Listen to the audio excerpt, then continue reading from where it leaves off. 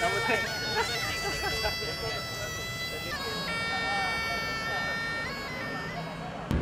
Nasi Bungkus ini merupakan sebuah program anjuran pembina UKM yang disertai oleh seramai 65 mahasiswa UKM.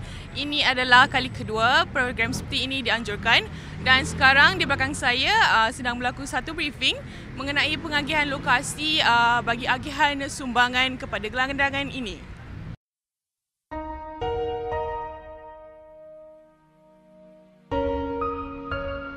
والدينا والحكم كما ربونا صغارا ولجميع المسلمين والمسلمات والمؤمنين والمؤمنات الأحياء والأموات برحمتك.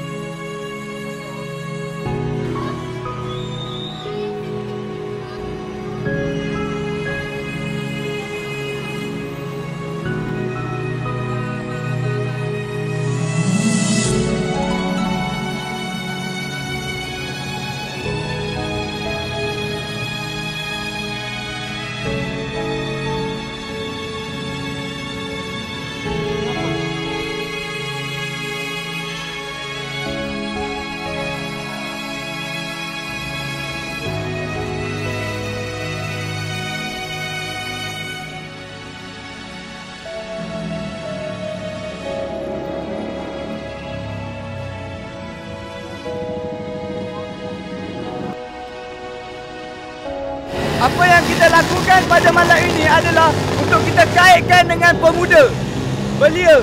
Kalau kita tengok tadi, kita tengok gelandangan punyalah ramai. Tetapi mana perginya belia-belia?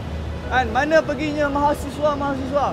Ada tak kita pergi bantu dia ataupun kita duduk dekat karaoke kan tadi? Kita memberi bantuan kepada mereka berbentuk pakaian, wang tunai dan juga barang-barang peribadilah. Saya dapat merasai bagaimana kehidupan masyarakat kota kat bandar, orang kata yang bandar ni lah kan. Mana-mana sukarelawan yang sedia untuk join dan akan lebih kepada mendengar, berkongsi pengalaman dan mengetahuilah mana-mana sukarelawan ni dia adalah ingin mengetahui macam mana kehidupan sebenar menjadi seorang gelandangan.